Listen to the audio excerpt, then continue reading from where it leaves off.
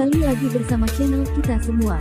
Jika Anda suka, jangan lupa komen, like dan subscribe, serta bila Anda berkenan, aktifin subtitlenya supaya ada tulisan teksnya.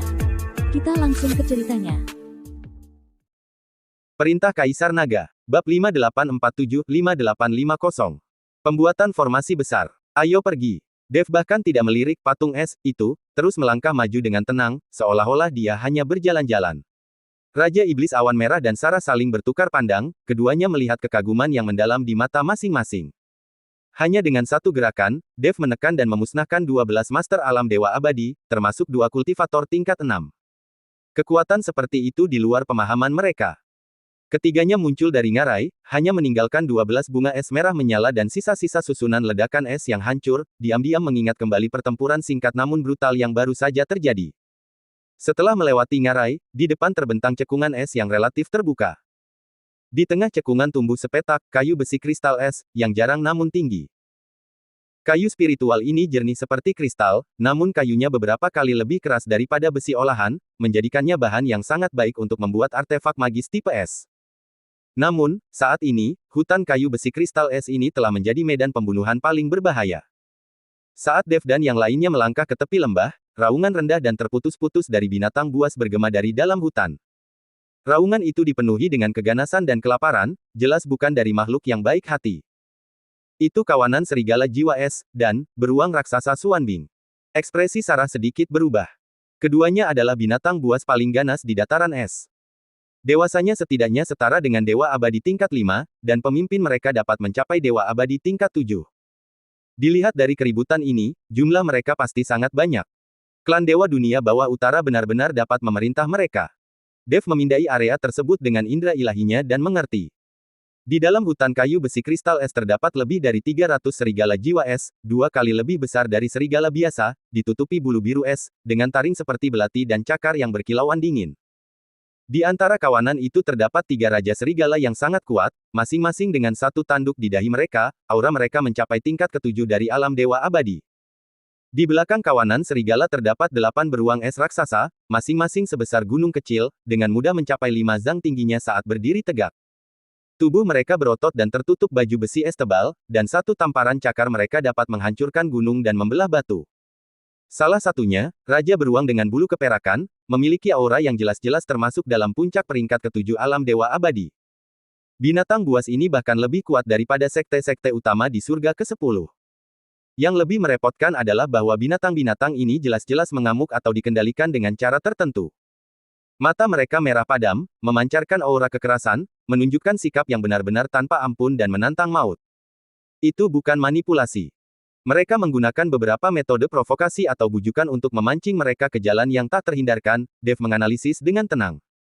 Menggunakan binatang buas ini untuk menguras kekuatan kita tentu lebih mudah.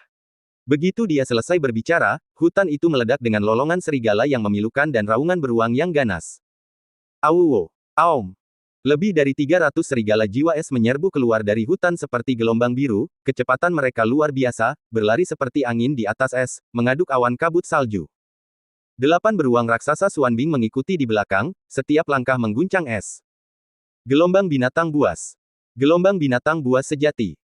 Serangan binatang buas yang begitu besar akan memaksa bahkan kultivator Dewa Abadi tingkat 8 untuk sementara mundur dan memilih untuk bertarung sambil bergerak, tidak pernah berani menghadapinya secara langsung.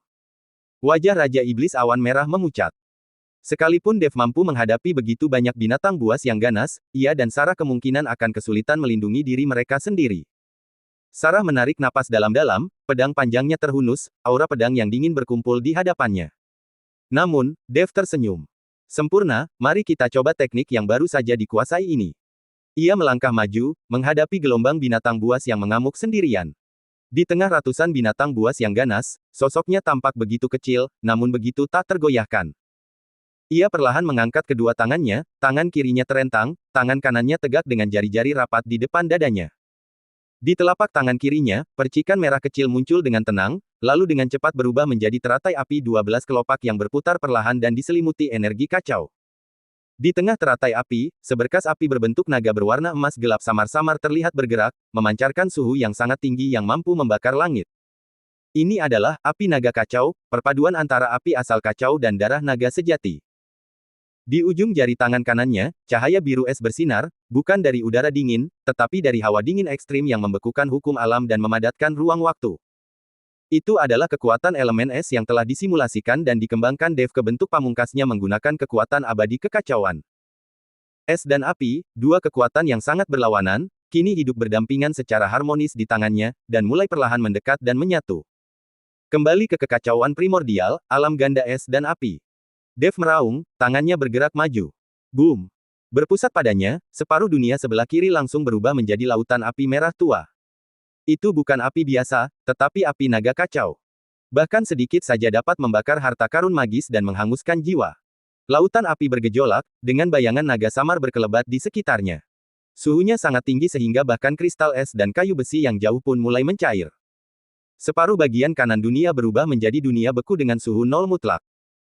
Dinginnya yang ekstrim menyelimuti udara, bahkan ruang angkasa itu sendiri tampak membeku, retakan hitam halus muncul. Itu adalah fenomena ketidakstabilan spasial yang hanya dapat disebabkan oleh hukum pembekuan yang mencapai tingkat tertentu. Batas antara es dan api terdefinisi dengan jelas 10 kaki di depan Dev, namun anehnya keduanya saling terkait dan berputar, membentuk diagram Tai Chi es dan api dengan diameter 100 kaki. Dan pada saat ini, barisan depan gelombang binatang buas telah mencapai tepi diagram Tai Chi. Swoosh! Serigala jiwa es yang menyerbu lautan api bahkan tidak sempat melolong sebelum berubah menjadi gumpalan asap dalam kobaran api merah tua, tubuh dan jiwa mereka hancur total. Bulu biru es dan aura dingin pelindung mereka seperti kertas di hadapan api naga kekacauan.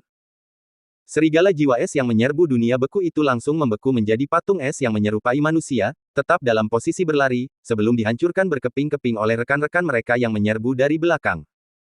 Dinginnya yang ekstrim langsung membekukan kekuatan hidup dan jiwa mereka. Diagram Tai Chi es dan api perlahan maju, melelehkan segala sesuatu di jalannya, baik serigala jiwa es maupun beruang raksasa Xuanbing, seperti salju di bawah terik matahari. Raja Serigala berkepala tiga mencoba melewati diagram Tai Chi dari samping, tetapi tiga energi pedang kekacauan yang dilepaskan oleh Dev langsung menembus kepalanya, dan mayatnya yang besar jatuh ke tanah. Yang paling ganas dari semuanya, Raja Beruang berambut perak itu meraung, seluruh tubuhnya yang dilapisi zira es memancarkan cahaya yang menyilaukan. Ia menahan tekanan luar biasa dari es dan api, menyerbu ke arah Dev seperti kereta perang. Setiap langkah yang diambilnya, sebuah kawah besar terbuka di es, kehadirannya yang mengesankan sangat menakutkan. Dev meliriknya, mengulurkan jari telunjuk kanannya, dan menjentikannya ringan ke arah Raja Beruang yang menyerang. Klang! Suara jentikan jari yang tajam. Sosok Raja Beruang yang menyerang tiba-tiba membeku. Ia menatap dadanya dengan takjub. Di sana, sebuah lubang seukuran ibu jari muncul, tepinya halus seperti cermin. Tidak ada darah yang mengalir, karena daging, tulang, dan bahkan jiwa yang mengelilingi lubang itu telah seketika dan sepenuhnya dihapus oleh kekuatan yang tak terpahami. Boom! Bangkai beruang besar itu jatuh ke tanah, menimbulkan awan debu es. Binatang buas yang tersisa akhirnya merasakan ketakutan naluriah mereka, dan mulai merintih dan mundur, berpencar. Tetapi diagram Tai Chi es dan api telah menyebar, menyelimuti mereka semua. Sesaat kemudian, es dan api menghilang. Lembah kembali tenang. Lebih dari 300 serigala jiwa es dan 8 beruang raksasa Xuanbing, termasuk raja mereka, telah lenyap tanpa jejak, bahkan tidak meninggalkan satu pun sisa, seolah-olah mereka tidak pernah ada. Hanya kawah di atas es, yang meleleh dan dengan cepat membeku oleh api, dan aura panas dan dingin yang masih terasa di udara, yang menjadi bukti pembantaian singkat namun mengerikan yang baru saja terjadi. Dev menurunkan tangannya, wajahnya sedikit pucat. Secara bersamaan memanipulasi dua hukum yang sangat bertentangan untuk menciptakan gerakan pembunuhan skala besar seperti itu sangat melelahkan, bahkan bagi seseorang dengan kultivasi dewa abadi saat ini dan cakupan kekuatan dewa kekacauan. Namun efeknya jelas memuaskannya. Raja Iblis Awan Merah dan Sarah benar-benar terdiam. Apa yang baru saja mereka saksikan telah melampaui pemahaman mereka tentang kekuatan. Diagram Tai Chi es api itu praktis merupakan teknik dewa legendaris. Istirahatlah selama setengah jam, lalu lanjutkan perjalanan kita. Dev duduk bersila, mengeluarkan pil untuk memulihkan energi abadinya, menelannya, dan menutup matanya untuk mengatur pernapasannya. Raja Iblis Awan Merah dan Sarah segera melindunginya, dengan waspada mengamati sekeliling mereka. Setelah menyaksikan peristiwa dahsyat itu, sepertinya tidak ada makhluk hidup yang berani mendekati lembah ini untuk beberapa waktu. Setengah jam kemudian, Dev telah pulih sepenuhnya, dan ketiganya berangkat lagi. Semakin dekat mereka ke jantung dataran es, semakin sering dan intens penyergapan yang terjadi. Setelah mengalahkan gelombang keempat pencegatan oleh 30 prajurit dewa, sebuah area yang sangat tidak biasa muncul di depan. Itu adalah dataran es melingkar dengan diameter lebih dari 500 li, permukaannya sehalus cermin, memantulkan langit yang berkabut. Namun, lapisan membran cahaya tampak berwarna biru pucat menyelimuti area ini. Rune dewa yang kompleks mengalir di sepanjang membran, memancarkan kekuatan pengurungan spasial yang kuat. Ini zona larangan terbang dan zona tumpang tindih gravitasi. Ekspresi Sarah tampak serius. Aku bisa merasakan bahwa udara di area ini dipenuhi dengan turbulensi spasial yang kacau dan medan gravitasi 100 kali lebih kuat dari biasanya. Memaksa terbang tidak hanya akan mengurangi kecepatan secara drastis tetapi juga dapat mengakibatkan tubuh kita terkoyak oleh turbulensi spasial. Kita hanya bisa menyeberang dengan berjalan kaki. Raja Iblis Awan Merah mencoba merasakannya, dan benar saja, aliran kekuatan abadinya menjadi sangat lambat, seolah-olah dia sedang membawa gunung di punggungnya. Dev mendongak ke arah membran cahaya biru pucat, pupil vertikal emasnya sedikit berkedip. Dalam penglihatannya, membran cahaya itu bukanlah penghalang sederhana, melainkan jaringan rumit dari rune dewa kecil yang tak terhitung jumlahnya, terhubung ke urat bumi jauh di dalam dataran es di bawahnya, terus-menerus menarik udara dingin dan energi bumi untuk mempertahankan operasinya. Kompleksitas dan tingkat energinya jauh melampaui formasi yang pernah dia temui sebelumnya. Ini pasti bagian dari penghalang pertahanan skala besar yang dibangun oleh klan Dewa Dunia Bawah Utara, yang menutupi jalur utama menuju area inti, Dev menganalisis. Melewati dengan berjalan kaki justru menguntungkan mereka. Benar saja, begitu ketiganya melangkah ke zona larangan terbang, 3 formasi militer yang rapi muncul tanpa suara di dataran es di depan. Setiap formasi terdiri dari 50 orang, total 150 prajurit klan Dewa. Mereka semua mengenakan baju besi berat berwarna biru es standar, memegang tombak kristal es yang seragam, aura mereka tegas dan niat membunuh mereka melambung ke langit. Ini jelas bukan patroli atau penyergapan sebelumnya, tetapi pasukan reguler sejati dari klan Dewa. Ketiga formasi tersebut disusun dalam formasi segitiga, aura mereka saling terhubung, samar-samar membentuk formasi pertempuran yang lebih besar. Di garis depan setiap formasi berdiri seorang jenderal dewa yang perkasa. Jenderal di sebelah kiri memegang perisai kristal es yang sangat besar, auranya seteguh gunung, seorang dewa abadi tingkat 6. Jenderal di sebelah kanan memegang 2 tombak es, gerakannya lincah, seorang dewa abadi tingkat 6 puncak. Namun, jenderal di tengah tidak membawa apapun, tetapi auranya paling menakutkan, mencapai tingkat dewa abadi tingkat 7. Matanya berkilat dengan cahaya dewa biru es, jelas menunjukkan bahwa dialah komandan sejati pasukan sekutu ini. Kekuatan dan skala ini kemungkinan melampaui semua sekte di surga ke-10. Kalian telah menerobos masuk ke wilayah terlarang ras dewa, menembus 7 pertahanan ras kami dan membunuh lebih dari 100 prajurit kami. Jenderal di tengah berbicara, suaranya sedingin dan setajam es yang bergesekan, dosa kalian tak terhitung jumlahnya. Hari ini, dengan darah kalian, kami akan memberi penghormatan kepada jiwa-jiwa heroik ras kami dan mengembalikan martabat ras dewa. Bentuk formasi pembunuh dewa es gelap utara. Dengan perintahnya, 150 prajurit ras dewa meraung serempak, suara mereka mengguncang hutan belantara di sekitarnya. Boom! Ketiga formasi militer itu secara bersamaan memancarkan cahaya biru es yang menjulang tinggi, yang menyatu dan bergabung di udara, berubah menjadi susunan besar seperti hantu yang mencakup radius beberapa mil. Di dalam hantu itu, bentuk kura-kura hitam samar-samar terlihat, memancarkan aura pembantaian yang mengerikan. Begitu formasi itu selesai, suhu di seluruh ruang udara kembali anjlok, dan medan gravitasi melonjak hampir 200 kali lipat. Serpihan es tajam yang tak terhitung jumlahnya mengembun di udara, seperti pedang yang tergantung di atas kepala, siap jatuh kapan saja. Yang lebih mengerikan lagi adalah susunan itu secara sempurna mengintegrasikan kekuatan 150 orang, membentuk satu kesatuan yang utuh. Serangan apapun yang mengenai susunan tersebut akan didistribusikan secara merata di antara semua orang yang memasangnya, sehingga sangat sulit untuk ditembus. Serangan yang dilepaskan oleh formasi tersebut setara dengan serangan gabungan dari 150 orang, kekuatannya sangat menakutkan. Ini mulai menarik. Secercah keseriusan akhirnya muncul di mata Dev. Dominasi klan Dewa Dunia Bawah Utara di dataran es abadi tentu menunjukkan bahwa mereka memiliki sumber daya yang cukup besar. Namun dia tidak takut. Sebaliknya, dia bersemangat untuk mencoba. Sarah, senior, mundur dan lindungi diri kalian. Aku akan menghancurkan formasi ini. Dev perlahan menghunus pedang penebas naganya. Pedang itu kuno dan sederhana, tetapi begitu dihunus, niat pedang tajam yang memutus sebab dan akibat serta memusnahkan semua hukum melesat ke langit, bahkan mengurangi sebagian niat membunuh yang berasal dari formasi pembunuh abadi es kegelapan utara. Pupil Jenderal Dewa Pusat sedikit menyempit. Dia merasakan sifat luar biasa dari pedang itu. Bunuh. Namun dia memiliki kepercayaan mutlak pada formasi pertempurannya dan mengeluarkan perintah serangan tanpa ragu-ragu. Kura-kura hitam menekan dunia, bekukan dunia. Kura-kura hitam di dalam bentuk ilusi formasi itu meraung ke langit, menyemburkan seberkas cahaya biru es berdiameter lebih dari 10 zang.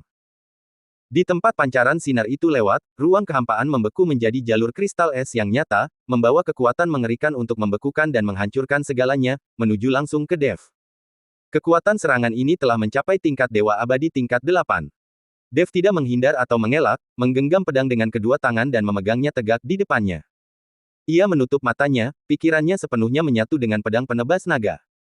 Kekuatan abadi yang kacau di dalam tubuhnya melonjak, teratai api yang kacau dan darah naga sejati di dantiannya meletus secara bersamaan, dan kekuatan yang sangat besar mengalir melalui meridiannya ke dalam pedang. Pedang penebas naga mengeluarkan dengungan yang bersemangat, pola sisik naga halus muncul di bilahnya, dan niat pedang kuno, luas, dan mengerikan yang mampu memusnahkan segalanya mulai mengembun.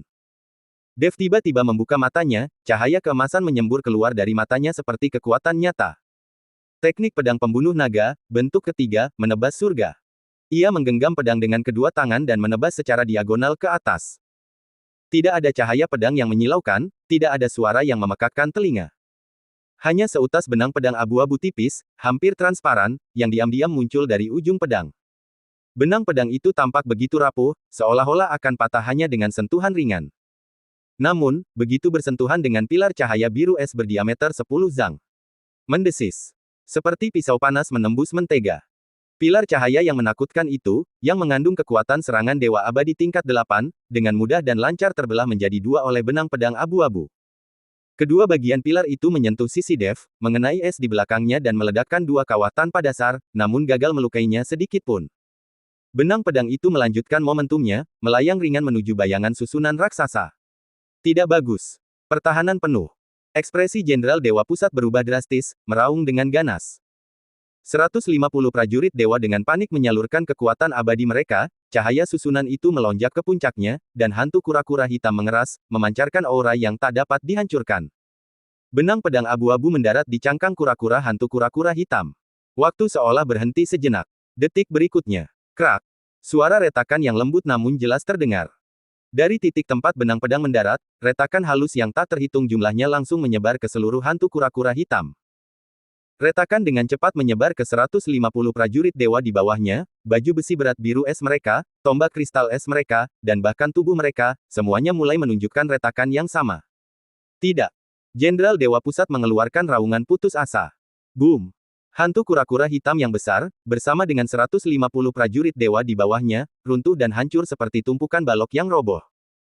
Berubah menjadi bintik-bintik cahaya biru es dan kabut darah yang tak terhitung jumlahnya, tersebar di hamparan es putih yang bersih. Satu pedang, menghancurkan formasi pertempuran. Dev berdiri memegang pedangnya, sedikit terengah-engah. Serangan tunggal itu telah menghabiskan hampir 30% kekuatan abadinya. Namun efeknya sangat mengagumkan. Domain anti-udara, yang kehilangan penguasanya, mulai berfluktuasi hebat. Membran cahaya biru pucat berkedip-kedip tak menentu sebelum akhirnya meledak dan menghilang dengan suara pop, seperti gelembung. Gravitasi 100 kali lipat juga lenyap. Raja Iblis Awan Merah dan Sarah menatap tanpa berkata-kata ke medan perang yang hancur dan Dev, berdiri dengan pedang terhunus, tampak seperti dewa dan iblis sekaligus. Ayo pergi. Kita akan segera sampai di area kolam dingin jiwa darah. Dev menyarungkan pedangnya, ekspresinya setenang biasanya, seolah-olah serangan dahsyatnya hanyalah sebuah gerakan biasa. Ketiganya melangkah melintasi permukaan es yang berlumuran darah dan membeku dengan cepat, lalu melanjutkan perjalanan. Di belakang mereka, hanya tersisa baju besi, senjata, dan kristal es merah tua yang hancur, diam-diam menjadi saksi kehancuran formasi pertempuran ras dewa. Kurang dari 1 jam setelah Dev menghancurkan formasi pembantaian abadi es kegelapan utara, dengan satu tebasan pedang, tekanan yang sangat mengerikan, seperti binatang purba yang terbangun dari tidurnya, meletus dari kedalaman dataran es dan mendekat dengan kecepatan yang mencengangkan. Tekanan ini begitu kuat sehingga Raja Iblis Awan Merah dan Sarah seketika kesulitan bernapas, jiwa mereka gemetar, seolah-olah gunung es menekan jantung mereka. Bahkan angin dan salju yang berhembus kencang di sekitar mereka membeku dan terdiam di bawah tekanan ini. Dev berhenti, berbalik, dan melihat ke arah dari mana tekanan itu datang, matanya menunjukkan ekspresi serius untuk pertama kalinya. Yang datang itu sangat kuat. Jauh melampaui semua orang yang pernah ia tangkap sebelumnya, bahkan satu tingkat lebih kuat dari Jenderal Formasi Pertempuran Dewa Abadi tingkat 7 sebelumnya. Alam Dewa Abadi. Puncak tingkat 8. Terlebih lagi, auranya terkondensasi dan mendalam, fondasinya kokoh. Dia jelas bukan makhluk dangkal yang dipaksa ditingkatkan dengan obat-obatan atau teknik rahasia. Dev dengan cepat menilai dalam pikirannya. Beberapa saat kemudian, seberkas cahaya biru es menembus langit, mendarat 100 kaki di depan Dev. Cahaya itu menghilang, memperlihatkan sosok di dalamnya. Itu adalah seorang pria parubaya yang tampak berusia sekitar 40 tahun. Wajahnya kasar dan terpahat, matanya dalam dan tak terduga, seperti kolam es. Tanda dewa kristal es biru tua di antara alisnya lebih kompleks dan mempesona daripada dewa lain yang pernah dilihatnya sebelumnya. Ia mengenakan jubah biru es sederhana, tanpa baju besi, namun aura dingin yang terpancar darinya menyebabkan ruang di sekitarnya sedikit terdistorsi. Di tangannya, ia menggenggam pedang panjang kuno yang berkilauan seperti kristal es, seolah diukir dari kristal es. Bilahnya tumpul, namun memancarkan hawa dingin yang menusuk bahkan jiwa sekalipun. Aku Yakob Han, Jenderal Dewa Ketiga dari Istana Dunia Bawah Utara. Pria parubaya itu berbicara, suaranya tidak keras, namun jelas terdengar oleh semua orang, membawa nada meremehkan. Jadi kaulah yang menerobos pertahanan klan dewaku dan membantai ratusan prajurit dewa. Tatapannya tertuju pada Dev, pertama-tama mengamatinya dengan saksama, lalu menunjukkan sedikit rasa terkejut, alam dewa abadi tingkat pertama. Tidak, auramu sangat aneh, kekacauan primordial, dengan sedikit kekuatan naga, aku belum pernah melihat teknik kultivasi yang kau praktikkan sebelumnya. Dev dengan tenang membalas tatapannya, minggirlah. Aku hanya mencari obat untuk menyelamatkan nyawa. Aku tidak ingin melakukan pertumpahan darah lebih lanjut. Pertumpahan darah. Bibir Jenderal Dewa Yakob Han melengkung membentuk senyum dingin. Di mata ras dewa saya, kalian orang luar hanyalah semut dan gulma. Menghancurkan beberapa semut dianggap Yakob Han. Serahkan pedang yang kau bawa, segel kultivasimu, dan kembalilah bersamaku ke Istana Dunia Bawah Utara untuk menunggu penghakiman, dan mungkin aku akan mengampuni nyawa 2 orang di belakangmu. Jika tidak, pedang panjang kristal esnya sedikit bergetar, dan di tempat ujungnya menunjuk, es tebal langsung membeku di tanah, dengan cepat menyebar ke arah Dev dan 2 orang lainnya. Jika tidak, tempat ini akan menjadi tempat pemakaman kalian. Saat kata-katanya selesai, aura Jenderal Dewa Yakob Han meledak. Bas! Dunia dalam radius 1000 kaki darinya tiba-tiba berubah warna. Bukan lagi angin dan salju yang berhembus kencang, tetapi berubah menjadi dunia es dan salju yang benar-benar sunyi dan sangat dingin. Butiran salju yang jatuh bukan lagi butiran salju, melainkan bila es tipis dan tajam yang tak terhitung jumlahnya. Tanduk es bergerigi yang tak terhitung jumlahnya muncul dari tanah, seperti taring yang siap melahap mangsanya. Sebuah domain. Sebuah kekuatan yang hanya dapat dipahami oleh kultivator dewa abadi tingkat tinggi, domain beku. Di dalam domain ini, Jenderal Yakob Han adalah penguasa mutlak. Dia dapat dengan bebas memanipulasi semua kekuatan berbasis es di dalamnya, sangat melemahkan lawannya dan memperkuat kekuatannya sendiri. Ini adalah perbedaan kualitatif, jauh melampaui apa yang dapat dicapai oleh formasi atau formasi pertempuran biasa. Wajah Raja Iblis Awan Merah dan Sarah menjadi pucat pasi. Mereka merasakan energi abadi yang beredar di dalam diri mereka menjadi sangat sulit, darah mereka terasa membeku, dan bahkan pikiran mereka tampak lambat. Di dalam domain ini, mereka mungkin bahkan tidak dapat menahan satu serangan pun dari Jenderal Yakob Han. Dev sedikit mengerutkan kening. Domain lawan sudah cukup sempurna, dan kekuatannya tidak boleh diremehkan. Yang terpenting, dia tidak ingin Raja Iblis Awan Merah dan Sarah terpengaruh. Mundurlah ke tepian domain dan lindungi diri kalian. Dev mengirimkan suaranya kepada keduanya, secara bersamaan melangkah maju dan memasuki inti domain Jenderal Yakob Han. Mencari kematian. Kilatan dingin muncul di mata Jenderal Yakob Han, dan dia menebas udara dengan pedang panjang kristal esnya. Di dalam domain tersebut, bila es yang tak terhitung jumlahnya langsung mengubah arah, menghujani Dev seperti badai. Pada saat yang sama, duri es di tanah tumbuh liar, menusuknya dari segala arah. Setiap bila es dan setiap duri es mengandung kekuatan hukum pembekuan, cukup untuk dengan mudah menembus pertahanan Dewa Abadi tingkat 8. Menghadapi serangan yang luar biasa ini, Dev tidak menghindar atau mengelak. Dia hanya perlahan mengangkat tangan kanannya, telapak tangan menghadap ke atas. Domainmu tidak buruk, tetapi sayangnya, kau telah bertemu denganku. Domain abadi kekacauan, buka. Boom. Aura yang tak terlukiskan, menyeluruh, dan sangat kuat meledak dari tubuh Dev. Berpusat padanya, dalam radius 800 kaki, bila es, duri es, dan hawa dingin yang ekstrim, seolah-olah bertemu musuh bebuyutan mereka, dengan cepat mencair dan mundur. Di tempatnya terbentang lanskap abu-abu yang kabur, mengingatkan pada kekacauan primordial di awal waktu. Di dalam domain kacau ini, tidak ada 5 elemen, tidak ada yin dan yang, tidak ada cahaya atau kegelapan, hanya energi kacau paling primordial dan fundamental yang mengalir. Ia tidak memiliki agresi yang kuat atau kekuatan penekan yang nyata seperti domain es, tetapi memiliki karakteristik, asimilasi, dan penolakan terhadap segala sesuatu. Setelah pedang es dan duri es Jenderal Jacob Han memasuki domain kekacauan, mereka dengan cepat kehilangan bentuk dan karakteristik aslinya, berubah menjadi energi spiritual tipe es paling dasar, kemudian ditelan dan diasimilasi oleh energi kekacauan, menjadi bagian dari nutrisi wilayah kekacauan. Ini. Domain macam apa ini? Pupil Jenderal Jacob Han tiba-tiba menyempit, dan untuk pertama kalinya, ketidakpercayaan muncul di wajahnya. Dia belum pernah melihat domain yang begitu aneh dan kuat. Domain esnya, yang mengejutkan, mencair dan mundur dengan cepat di depan wilayah lawan, seperti es bertemu air mendidih. Mustahil. Bekukan. Jenderal Jacob Han meraung, melepaskan kekuatan penuh wilayahnya. Tanda Dewa Kristal Es di antara alisnya meledak dengan cahaya yang menyilaukan, mencoba menekan serangan itu. Ekspresi Dev tetap tidak berubah, pikirannya bergejolak. Di tengah domain kekacauan, teratai api kekacauan ilusi muncul, perlahan berputar. Dari tengah bunga lotus, seberkas api berbentuk naga berwarna emas gelap muncul. Api naga kekacauan, bakar. Aum. Dengan raungan naga yang samar, api emas gelap itu menyapu. Kemanapun ia lewat, suhu di dalam domain kekacauan turun alih-alih naik, tetapi itu adalah suhu yang sangat tinggi yang mampu membakar bahkan hukum alam. Api itu bertabrakan dengan dahsyat dengan domain es Jenderal Jacob Han, menghasilkan suara mendesis. Sebagian besar hukum berbasis es langsung menguap dan terbakar. Jenderal Dewa Jacob Han mengerang, setetes darah menetes dari sudut mulutnya. Domainnya telah dibakar dan terkikis secara paksa, menyebabkan reaksi balik. Monster macam apa kau? Ia dipenuhi dengan keterkejutan dan amarah, tidak lagi berani menahan diri sedikitpun, garis keturunan Dewa Es, bangkit. Aum. Ia meraung ke langit, pola Dewa Kristal Es di antara alisnya menyala sepenuhnya, berubah menjadi pilar cahaya biru yang melesat ke langit.